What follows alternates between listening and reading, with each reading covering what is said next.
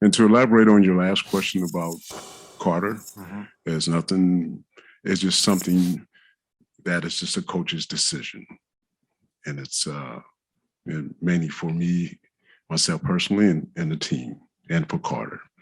And so I know that's been asked by some of the other reporters on the road, and I'll do respect to Ms. Carter. I just say that it's a coach's decision.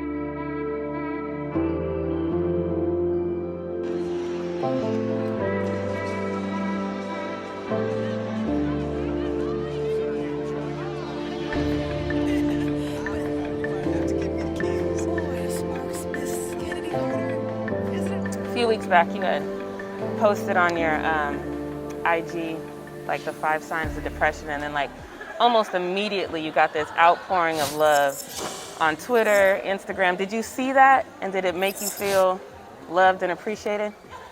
Yeah, I'm on social media typically a few hours out the day.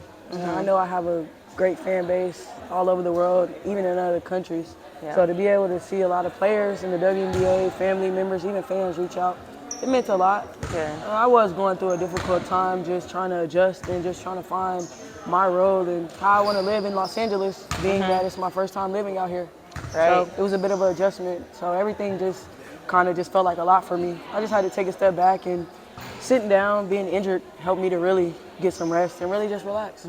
Los Angeles is a different beast. It's your nickname is Hollywood, though, and now you're right next to Hollywood. Have you found anything that in Hollywood or LA in general that you like to go to kind of to decompress a little bit? My sister was like, what do you typically do after you have a good game to, like, you know, forget about it Yeah. and get ready for the next game? And I said, well, shoot, since we out here, let's just go to the Hollywood sign. So we ended up going to the Hollywood sign, sitting out there for an hour, just vibing out, talking and looking at the sign and embracing that I really playing in LA and living my dream. That's dope. The Hollywood sign is great. It's a little bit of a hike, and sometimes it smells walking through there. No, we was in the car. Oh, We was okay, in the okay. car. A little convertible action, Okay. you know, yeah, nice rental, yeah. All right, yeah, I hiked up one time, and it was just not the business. Rattlesnakes was on the trail, and it was not. We haven't did that. I'm gonna have to do that. Yeah, it's Rattlesnakes? Yeah, I mean, just make sure if you do that hike that you look down and listen, because they will Oh let yeah, you I'm know. from the country. I'm Oh, from the okay. country, so I know. Yeah, for sure. So this season has been filled with like ups and downs, and when you're on a team like this where building chemistry is really important, how do you continue to progress as a team and also individually? I mean, for us, I think we just have a lot of good voices over here. I think just from the coaches, from our teammates, I think everybody knows how to keep us all together, knows how to keep us on the same page, especially Nneka and Chennedy. I think those 2 vets on our team, making sure, obviously, because they've been in the league countless many years, and they've been through the things I want to go through. So just listening to them, taking their word, and really, like Nneka said, we're giving all our teammates grace. We're trying to put everything together. We know it's not going to happen overnight. We know we had a lot of changes this season. We're still working and we're still pushing, though. So you had like your injury, like you said, then there was a couple of games where you didn't play because of coach's decision, but then the second you got on the floor, you were at 100% full speed. Sometimes players, when they're in that downtime with injuries and the coach's decision, it takes some time for them to ramp up. Yeah, I will say this. Being with LA, I think that this was the most peaceful and calm I've ever felt while dealing with the injury. No one poked me to get back. No one rushed me to get back. No one made me feel like I was bigger than anything. Everybody made me feel comfortable. When you're ready, come back. And they made me feel like they needed me and they wanted me back on the court, and that pushed me to get back out there a little sooner.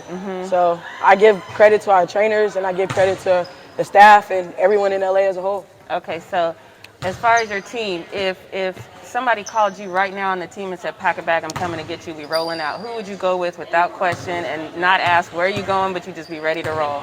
Everyone. Really? Everyone. That's dope. Also, you talked about how Liz was the vet that you really needed. What is some of the things that she instilled in you before you left that you'll always hold on to throughout your career? Liz is more than just a vet to me. I looked at her like a sister. We hung out outside of basketball. We had close talks that I probably never told any teammate. I told her about family issues. I really let her in, and I appreciate that she took me under her wing, and she encouraged me no matter what the situation was. And she gave me a fair chance. Before we met, me and Liz had met in LA, which was crazy. Now we played together, but we had met in LA a year before playing together. Oh, okay. And we had vibed out with Adidas and everything. So we built our relationship there. So it just carried over. And I think the biggest thing that I learned from her was just be you and just know that nobody can stop you. That was one thing that she told me. Nobody can stop you, Wood. You're one of the most fastest, explosive guards driving to the paint in this league. She just believed in me, and I appreciate that. So when you think about young players that are coming into the league and say they end up in a situation like this has been an all over the place season for the Sparks. What's the one thing you would tell them to stay grounded no matter what? I think the one thing that I started to do was just focus on what I could control, and that was my game, my workouts, my endurance, my pace, my performance. That's what I can control, and I just went back to the drawing board, square one. You know, what was going on with me? People don't know that, you know what I'm saying? A year ago, I injured my elbow. I'm still working on trying to get my elbow back right.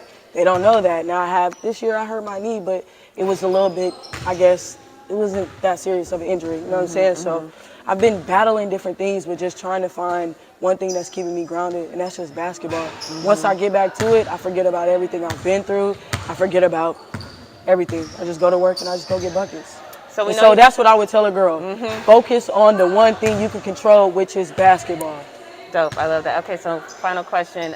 You're pretty private, but what's the one thing about you that people might be surprised to know, other than the fact that you love horror movies? So maybe tell me your favorite horror movie. How you know I like horror movies? Girl, you know, I'll be peeping you. I'll be checking you out. Okay.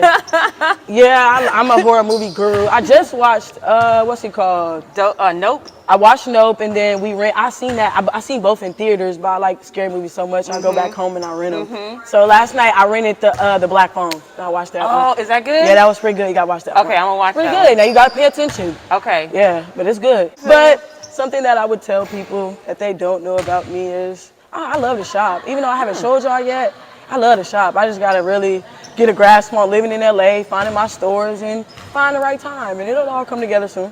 I ain't gonna lie, I'm having a blast. Are you? I'm from Texas, so let me tell you, in Texas, there's like Dallas, Texas, there's two malls. There's the Parks Mall and there's the Galleria. And that's it? That's probably it, where you can get some nice stuff that I would wear as, like, you know, a young adult. Here, it's everywhere. You got Rodeo, you got Melrose, you got all these different malls, Saks, you got a lot of places here. Yeah. All right, dope. I appreciate you. Thank you. Thank you, girl.